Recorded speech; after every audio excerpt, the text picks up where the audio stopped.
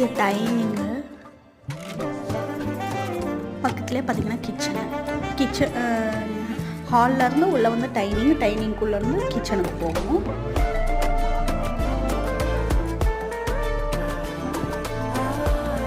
Dining கொஞ்சம் பெருசாக தான் இருக்குது.